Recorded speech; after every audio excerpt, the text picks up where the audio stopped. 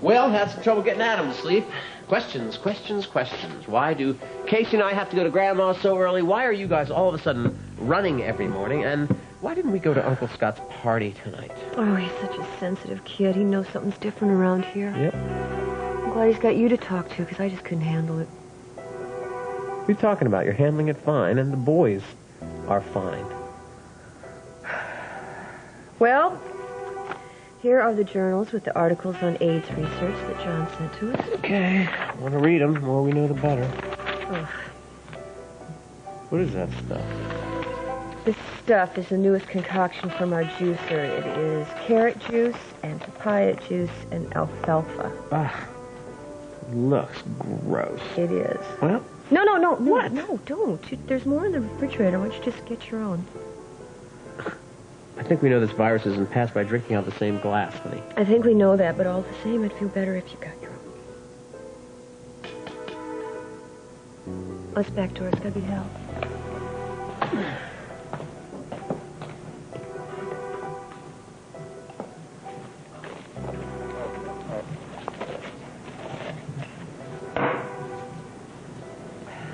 Hal, come on in. We're alone. Everything okay? Yeah, everything's fine, thanks. How you doing? I'm pretty good. Still have a month to go before I have my first HIV test, and I gotta tell you, it's the waiting that's killing me. I thought that you might be at Lisa's party for Scott's grandmother. Nah, I didn't really feel much like going. Besides, I volunteered to babysit for Mom so she could go. It's Joyce's night off. Well, I passed Evan on my way up the driveway, on his way to Emily's, no doubt. How's that going? Still pretty sticky living next door to him. But, you know, I love living with Ellen, and I'm not going to move. Besides, I was there first, wasn't I? Good for you. Yes, you were. That's great. You know, all this time I've been avoiding telling Ellen about Evan and I and Emily, but apparently Emily told her the whole story, including the fact that it was just a one-night stand. I'm sorry, Court. I know it can be really painful to feel like you've been betrayed by somebody that... Mom! You really... Just a second. Frank! Andy, be quiet. Why in here? I want you to wake up Joyce. Oh, did I woke her up? You might have. I'm sorry. Oh, hi. Hi, yourself. I just got off work, and I just thought I'd stop by. Glad you did. You want something to drink? No, it's okay. Okay. Sit down. Make yourself at home. Did you tell Franny yet? Not yet. Tell Franny yet what? Well, I told Courtney about Gavin's letter and why you and Carrie are staying here. Hope it's okay. I would like a white wine spritzer, please. Oh, the scotch on the rocks. Okay. Well, Daryl, this is really nice, but you didn't have to take me out for a drink. Well, it's the least I could do after burning the midnight oil at DeWitt. You know, I had to catch up with all that backlog of work. Well, it's kind of my job. Why not? Still, you deserve it. You know, I thought diving into all that work was going to help me get my mind off of Franny, but when we walked out of the building tonight, I thought about going back to that house all alone. Hey, that's not part of your job to listen to have me crying on your shoulder. Actually, I wasn't really looking forward to going home either, knowing that Scott and Lisa are throwing a party for his grandmother. If I hadn't messed things up, I would be there with them. All right, you've had your grand entrance. Now make a big exit. Look, Scott, I told you. I didn't want to crash your party. I just wanted to give your grandmother a present and have a drink and some dinner. Yeah, and you're such a big liar, Kitty. Scott, hi. I'm sorry I'm late, but I had a brief to finish for trial tomorrow. It's okay. Duncan said you'd be late. Oh. If you hurry on in, there's still some birthday cake left. Hello. Okay. You know, Scott's just lost his manners this evening. I'm Kitty Fielding. Oh, how do you do? Hello. Kitty's an acquaintance of mine from London. And this is Jessica Griffin McKechnie. It's nice to meet you. It's lovely to meet you. I take it that you are the local solicitor. Yes, one of them, yeah. Oh, well, how lucky I am to be running into you then. I'm going to need a solicitor while I'm here. Could I have your card? Sure, of course. I'm going to be in court all day tomorrow, but you call and my secretary will be happy to give you an appointment. Thank you. I'll do that. Okay, I'll see you inside. Yeah, thanks for coming. Sure. Nice meeting you. Nice to meet you. And what do you need a lawyer for? And what do you care? I don't. You made it perfectly clear last time I was here. You haven't the slightest interest in what I do.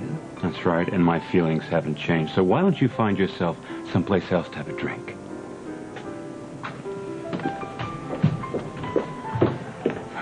Oh, young lady. Hello. You're not leaving us. No, I just have to call Father before it gets too late. Oh. He's in New York. Oh. Well, why don't I buy you a drink afterwards? Oh, that'd be lovely. And say hello to your father, Sir Albert, from me.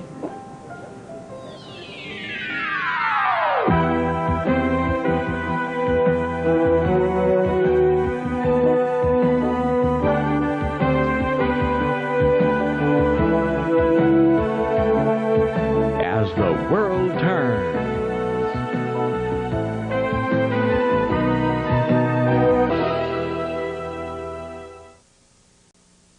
Well, I know the waiting's got to be really tough. Huh? Mm-hmm. You know what? Talking about it doesn't help. What are you doing back here in Oakdale? Well, for one thing, I wanted to see Barbara. I know what she's going through now. Thought maybe I could help her in some way. But when I called the house, Mrs. Myers said she was out for the evening. Oh, well, maybe she went to the party that Lisa and Scott are throwing for Helen Eldridge. How about if I call the Mona Lisa to see if she's there? Thanks. Yep. You want something to drink? I don't know. What are you drinking? You wouldn't like it. I'll get you a beer. That I'd like. Mom, hi. How's the party going? Well, it's going fine now, but at first it was a little tense. Kim and Franny said that they weren't going to be here, so I invited Barbara, and then Kim showed up. But everything's okay now. Well, that's good, Mom. Listen, could I talk to Barbara? Here you go. Hey, thanks. Isn't Tom going to join me? No, he's on the same health regimen as I am. He's supporting me every step of the way. Somehow that doesn't surprise me. So good luck on your test. Barbara wanted you to know that an old friend of yours stopped by. He's there now? Is he all right? Sure. He would like to see you. Tell him I'm on my way. I will, thanks. She's leaving now. Thanks, Tom. Tell me, where do things stand with Franny and Darryl? Well, they're about the same. I keep trying to tell her that she does not have the evidence necessary to convince Mac to reopen this case. And I've told her if she publicly accuses Darryl, she can forget about any chance they're getting back together. Sounds like you're still convinced Darryl didn't have his first wife murdered. Yes, I am, and it's not just because Darryl's a very good friend of mine, but the evidence against Gavin that convicted him was good, solid evidence. And as far as all of his accusations against Darryl, we all know that he's a pathological liar. Look, Hal, I know you've had your doubts about Darryl, but if you'd been there for the last few days of the case, you'd see that... Well, I wasn't. Maybe that's why I still have so many unanswered questions. I wanted to call home and let the servants know I was going to be late. Well, you know, the waiter would have brought the phone to the table, Darryl. I was fine, just right outside the door. You know, Franny and Margot really think the world of Scott. I'm sorry you don't feel there's any chance for you guys to work out. Well, I think we could, but apparently he doesn't, so I've just given up on it. I could never do that with Franny. Well, you shouldn't. You're not only married, you have a daughter. I never told you about this, but when I was married to Carolyn, I was really attracted to Franny. And I was honest to Carolyn about it. We talked about it, and Franny and I agreed not to see each other. Now here we are married, and we're not seeing each other. It's strange how things work out. Look, I understand why you felt you had to tell Courtney, but I really don't want it going any further, Andy. It won't from me either, Franny. When was the last time you talked to Darryl? This morning. And then he called again to tell Mom that he was going to be spending the day at Walsh, although I have no idea if that's true or not. I mean, he's told me some... Excuse me, I'm going to go check on Carrie. I'll be right back. She's really going through a rough time. Glad you came over. Yeah. I feel really sorry for her. It's just hard to believe, Andy, that Darryl could do all those things that Gavin accused him of. I don't believe it either. So how are things at the center? They're going pretty well. Wayne let me sit in with a session with Inez. It was really interesting. Oh, she's the girl Inez? that Susan and Larry brought up from Montega. From Montega, how's she doing? She's homesick. Susan came, picked her up, and took her back to her place. I saw Evan on my way up the driveway, on his way to Emily's. Does that still hurt you? No. Andy, go up to the nursery and stay with Carrie until I can reach Larry. She just vomited and she's burning up with fever. Hurry up.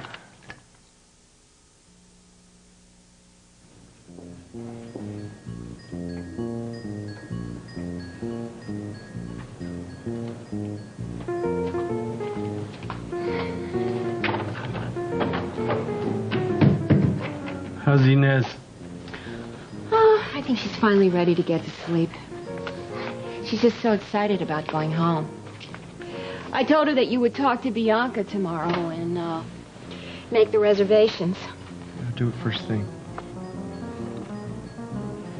What are you reading? The Return of Satan's Granddaughter. Didn't we see that movie? We saw Satan's Granddaughter, the original. This is the sequel. How could there be a sequel? Didn't all the characters disintegrate in the end? Hello? Susan, hi, it's Franny. Listen, I'm sorry to be bothering you so late, but Carrie is sick. I called the hospital and Larry wasn't there, so I... No, he's here. Franny, hold on. It's Franny. Carrie's sick, and she sounds frantic. Franny? What?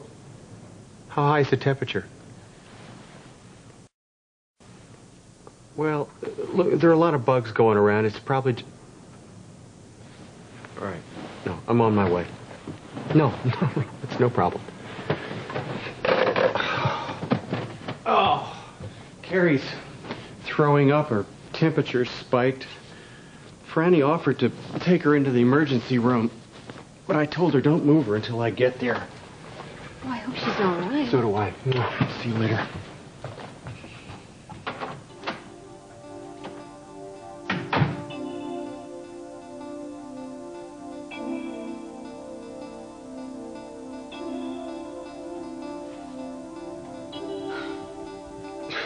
You've got to admit that was one determined vampire. I mean, he didn't let a few centuries age difference stop him from getting his baroness.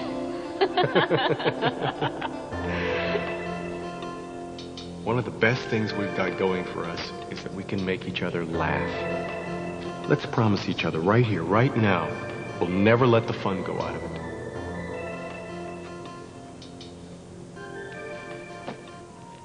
My nephew, Carl, speaks of you often, Jessica. Well, Carl's a wonderful man and a very fine lawyer. I understand there's been a long line of lawyers in your family. Yes, but ending with Scott's father, I'm afraid. Scott has done some first-rate legal work for Roadline. Well, thank you, Duncan. And I don't see myself practicing law full-time unless Lucinda gives me the axe. Well. Oh, how's everybody doing? Great. Oh, well, I'm having a wonderful time. Thank you both for making it such a very special and happy birthday. Well, it has been a lovely party, but I'm afraid I'm going to have to leave, Helen. Oh. While you're here, if you have time, why don't you have Scott bring you over to the television station, and I'll show you around. Oh, thank you, Kim. I'd like that very much. Good, I'll look forward to it. Good night. Good night, Kim. Good night. Thank you. I don't think Scott would be very happy to hear that Kitty Fielding is out in the main dining room with Lucinda. Oh, I think he'd be very unhappy about that. Well, I think he would be, too. He was very annoyed when I told him that Miss Fielding had called and asked me to have lunch with her while she was in Lake Forest. He said he didn't want me to have anything to do with her. I have a feeling that their relationship ended very unhappily. Well, I know my father would be very interested in meeting with you while he's in the States, but, you know, I just don't dare pursue it, because Scott will be furious with me. Oh, dear. Well, when do you think we could arrange a meeting? Well, he's in New York now. I suppose he could come out in the middle of the week.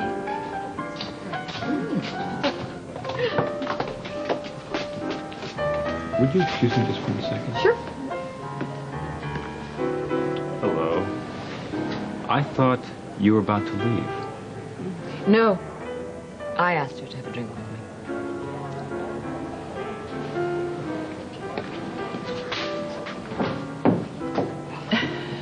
You see what I mean? He looks like he could strangle me. Oh, well, never mind about that. Do you think that your father could fly in as early as this week? Well, he could if I asked him to. Oh, good girl. I love the bracelet. Oh, thank Splendid. you. Yes, Father It's got really- it for me. Oh, where are you staying? Are you staying at the Lakeview? Yes, they gave me a wretched little suite. It's dreadful. Isn't that ghastly? You know, my daughter owns the Oh, place. really? I told her Oh, she's that's I told her she's got to clean it up. Why don't you stay with me? In fact, I've got a little apartment connected to my poolside apartment. You could have privacy. Just but I use wouldn't it. want to impose. No. It will give us a chance to get better acquainted. Well, thank you. I must get back to the party. I'll have my driver go to the Lakeview and collect your things. Thanks.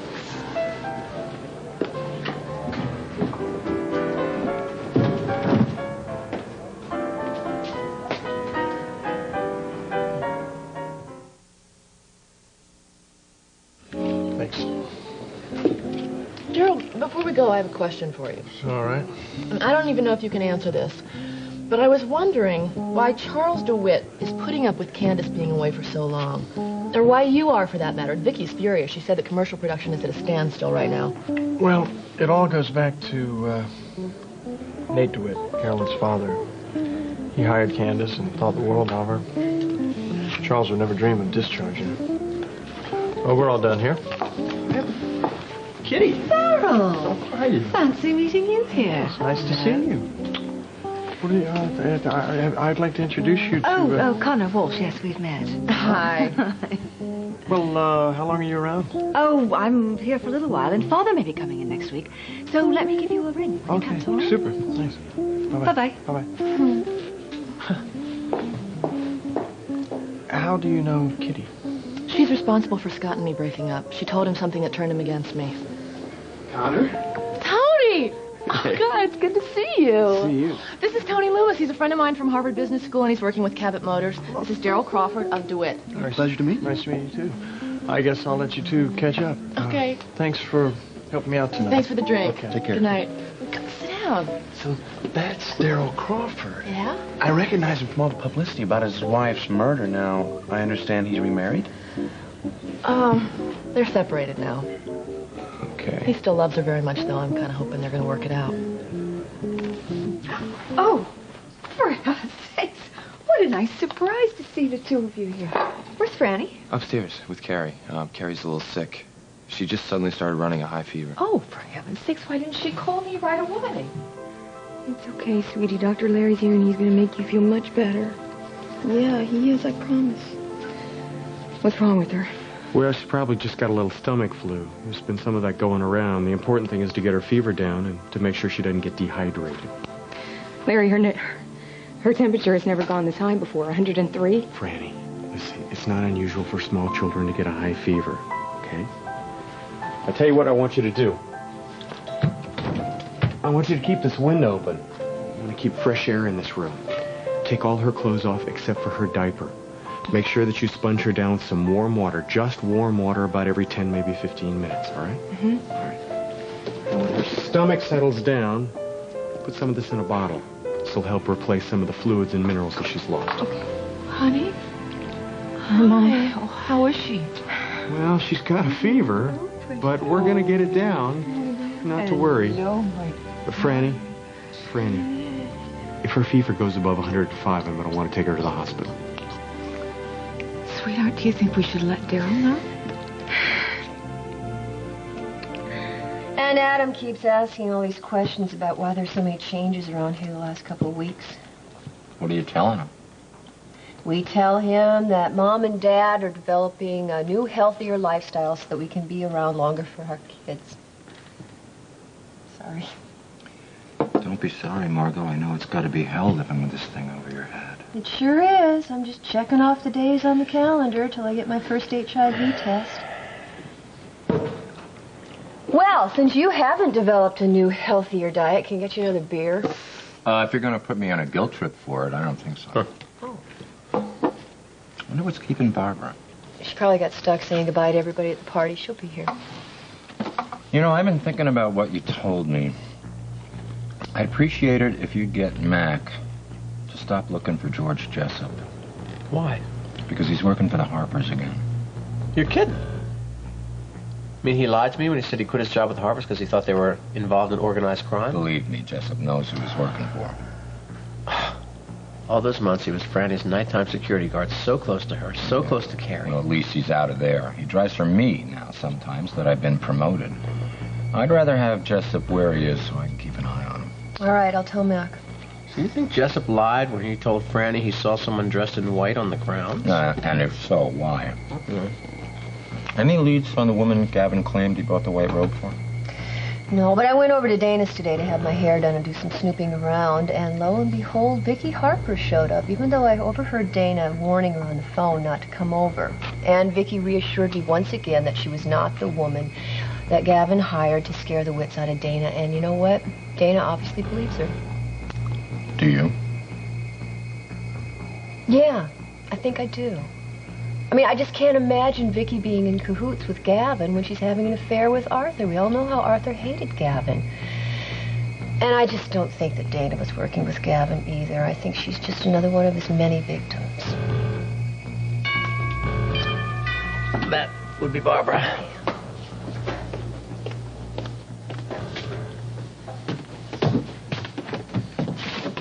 Ah, Daryl, what a surprise.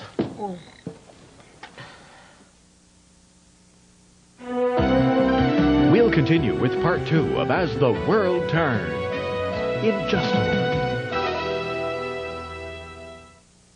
moment. And now, part 2 of As the World Turns.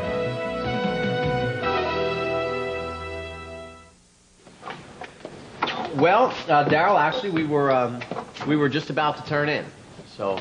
Sorry, I guess. Hey, Harry, come on in. And you heard the boss. Hey, saw the lights on. I know it's late, but, well, Tom's up for re-election. I thought, I could put this in the old war chest check for you. I'm not sure I can accept that. Well, maybe you can just hang on to it in case you can, all right? Well, that I could do. Excuse me. Thanks. I'll tell you the truth. I had a meeting with Connor. I couldn't face going back to that big house by myself. Ah. I see. I got here as quick as I could. Hello, Barbara. Well, Kim, that I hope it doesn't upset Franny too much. It is disturbing when a child spikes a fever like that. So you let us know how Carrie's doing, and I will.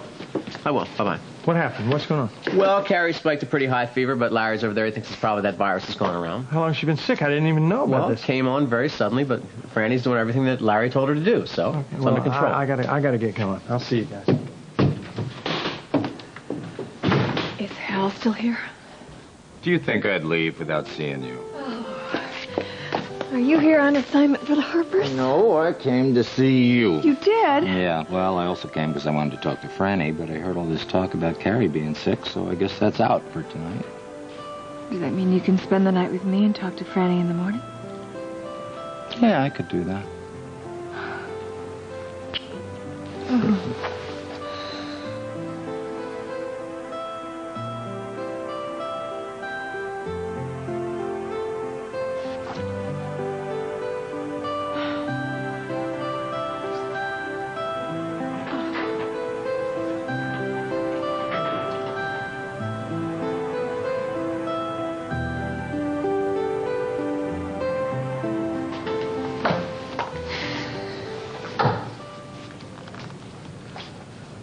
Hi.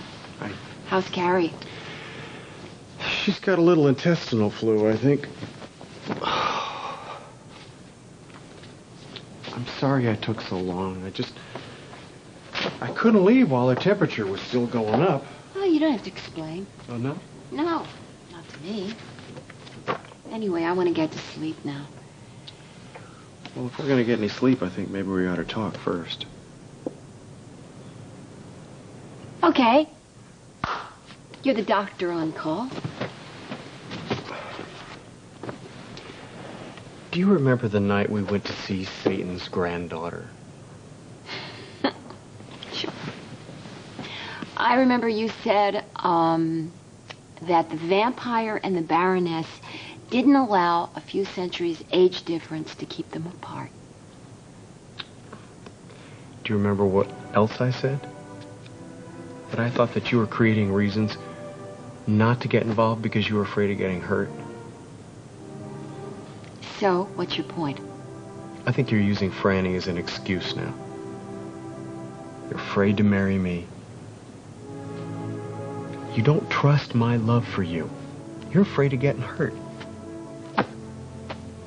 The pediatrician turned psychiatrist. Susan, you're the one with the insecurities and the doubts. My feelings haven't changed. And to prove that, you're always saying that you want Inez to be part of our wedding, right? I bet she'd be willing to stick around for a couple extra days if we got married tomorrow. You could put her back in the crib if she wants to.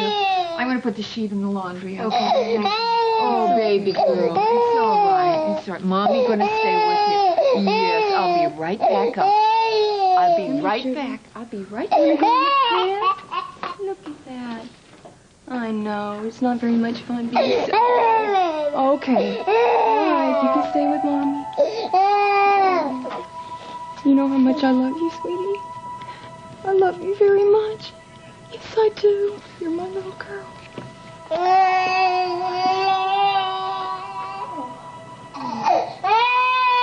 Oh,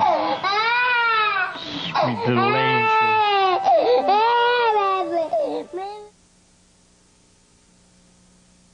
Here's the hold of the safe retire. All right, I'll drink to that. By the way, what's new with the River House board? I'm still waiting for Bill McGraw to get back to me regarding the meeting he's supposedly set up with. Just appalling, as well as illegal. Yes, it is. In this state, if a co-op board turns down a buyer, they have to either produce another buyer or buy the co-op themselves. Otherwise, they're in violation of fair housing. I think the pair of you should sue the hell out of them. Yeah, well, the thing is, I don't even know if I want to live there anymore.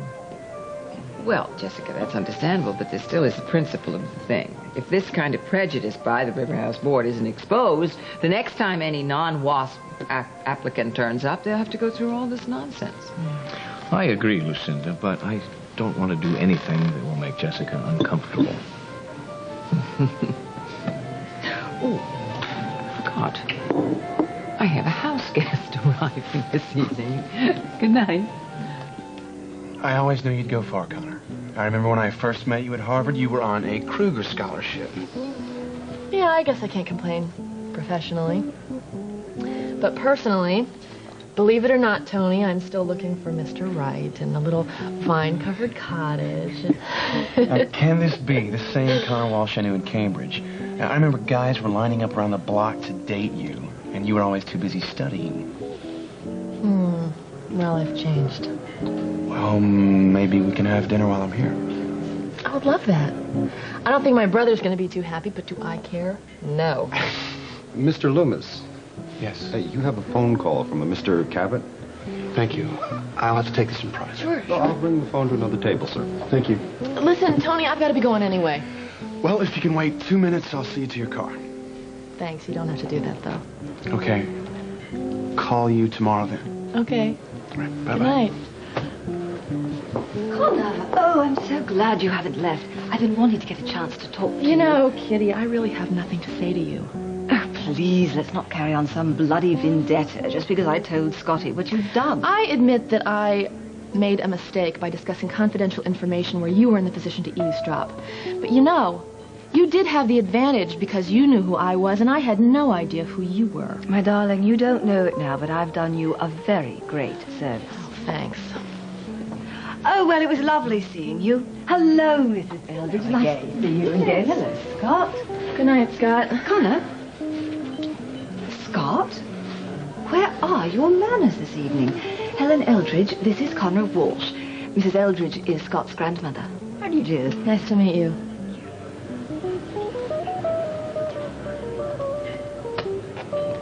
No, but you saw Daryl when he heard that Carrie was sick. Now, this is the man that Gavin says is plotting to kill his little girl so he can inherit her part of the estate of Carolyn's estate, huh? Margot, Daryl may be a very good father. What do you mean, maybe? Maybe?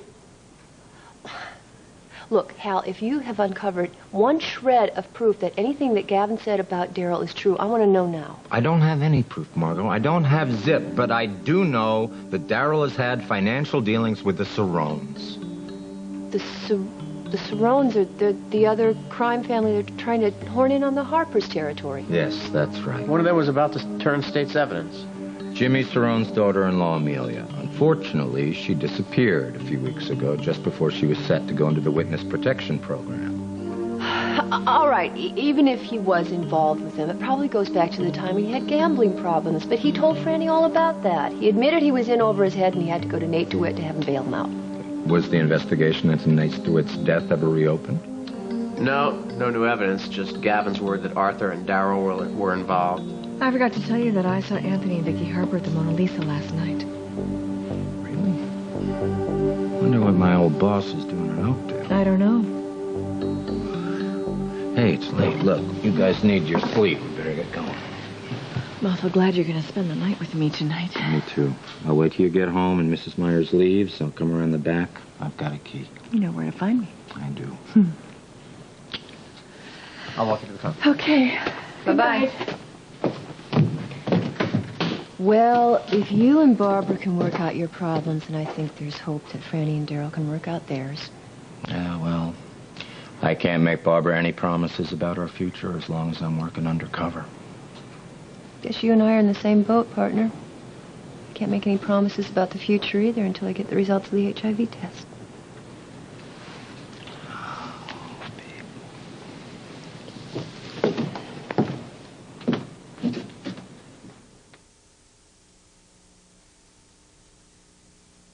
Oh, I cannot believe that I forgot my key again. I can. Do you want to come in for a soda? Well, you have class in the morning, don't you? I don't want to wake up Ellen. Well, I'll tiptoe through the kitchen, and I don't have class until 9. Pretty impressive. Not bad, considering I haven't been here in a while. I'll get the sodas.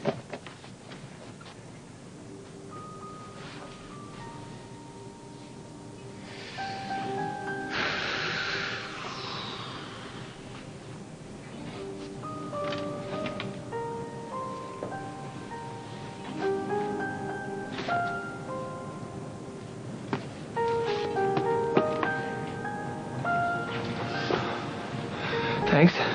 Yeah. What? This is Desiree Hart. Are you giving up on Amber Demore? No, of course not. She just hasn't had a book out lately. But the guy in the bookstore says she has another one coming out Christmas. What? It's just that, you know, your life has changed so much since I first met you. You faced your bulimia, you went to therapy, now you're beginning your psych major. But, you know, yet you're still waiting for Amber Demore's next book. Well, what can I say? Some things never change. I'm glad.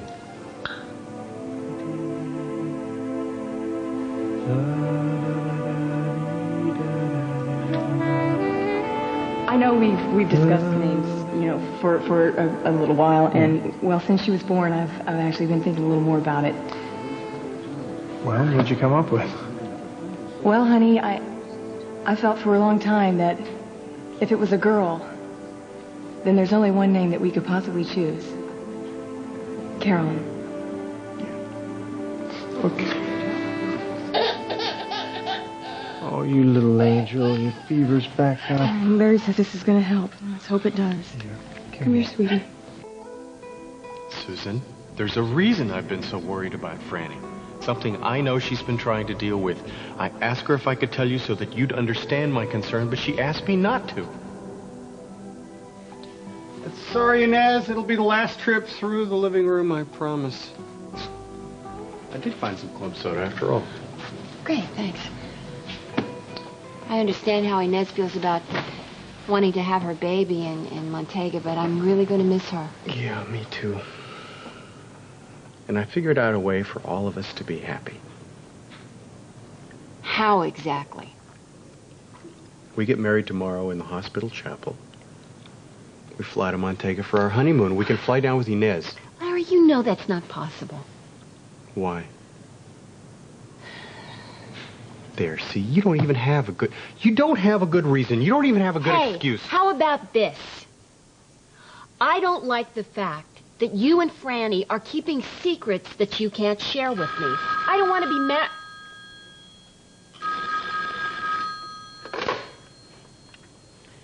Hello? No, it's okay, Franny. Hold on. Carrie's fever is up to 104. Franny, just keep sponging her and I'll be right there. All right. Well, her temperature's spiked. I may have to take her into Memorial. Don't wait up for me.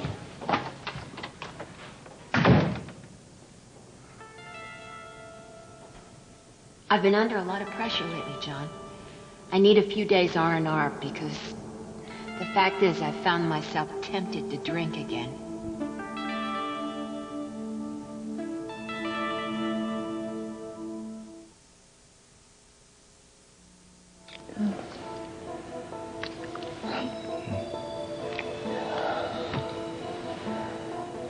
I am so glad that you're spending the night with me. That makes two of us.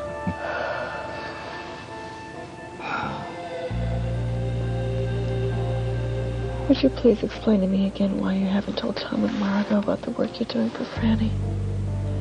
I know you can trust them.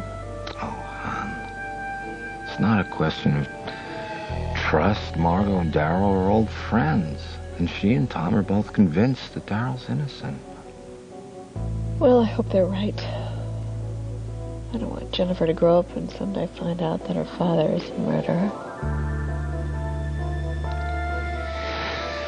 Barbara, I know that Darryl said that he would never try to get custody of Jennifer, but I honestly don't know how much his word is worth. I think you should have Jess get it in writing. But your name is on her birth certificate as her father. Yes, sweetheart. But if Darryl ever started legal proceedings, I couldn't come forward. And if the court ever ordered a DNA test, I mean, that's going to prove that I'm not her father, you know? I don't mean to scare you. I just don't want to see you make the same mistake Franny made by putting your trust in Darryl. Well, her temperature's back down to 103. But I'm going to want to stick around and make sure it doesn't spike. If it does, we have to take her to the hospital. So what should I be doing for her in the meantime? Stay here and let me know if there's any change. Larry, how about a cup of coffee?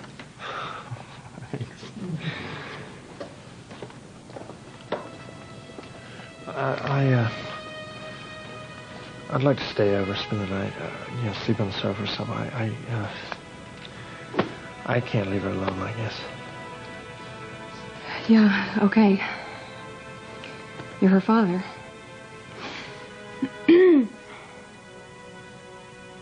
I'm scared, Darryl. I'm really scared. Well, Lisa, I just think it's pretty terrific you throwing this birthday party for Helen, considering the bad feelings between you and the Aldriches. Oh, I know. Things between Scott and the family have turned out so much better than I ever dreamed it would. Well, that is, except for one thing. What's that?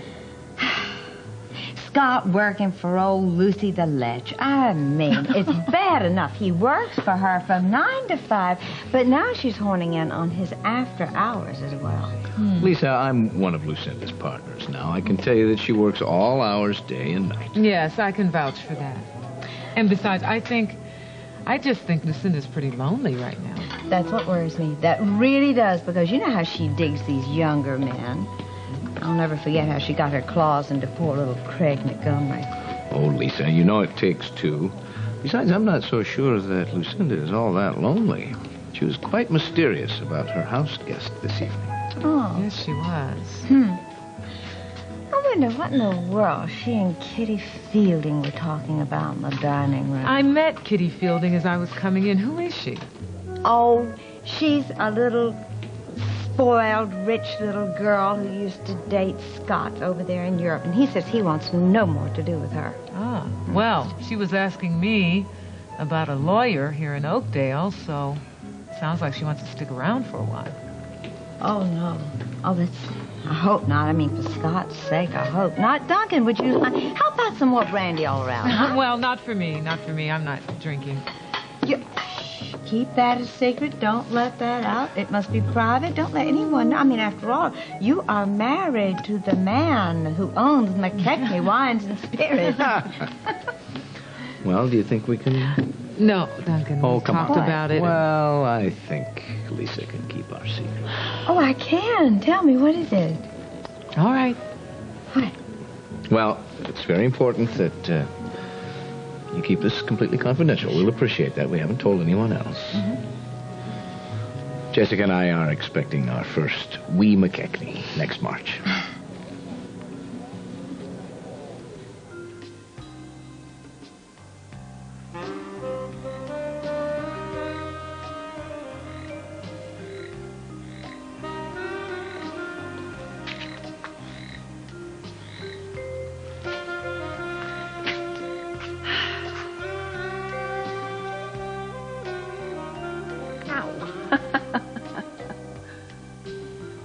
Just to say thanks for coming to my grandmother's birthday party.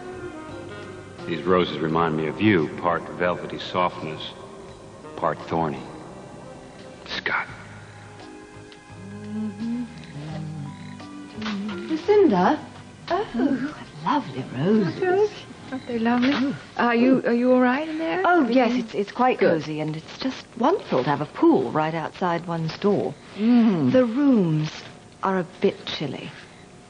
Oh, I'm so sorry. The pool's heated. I'll of show you where course. the thermostat is. Thank Come you. on.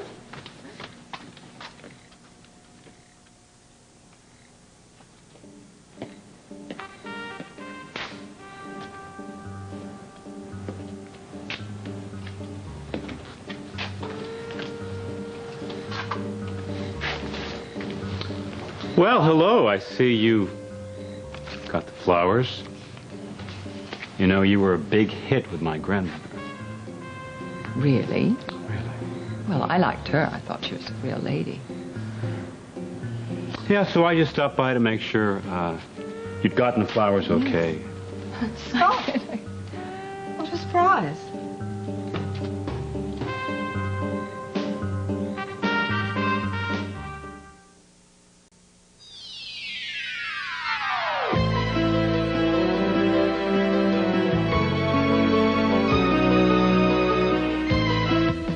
Blake's all wet, and Holly's ready to hang her out to dry. But first, she's gonna put Ross through the ringer. Today on Guiding Light. Jewelry by Monet. Join us tomorrow for As the World Turns.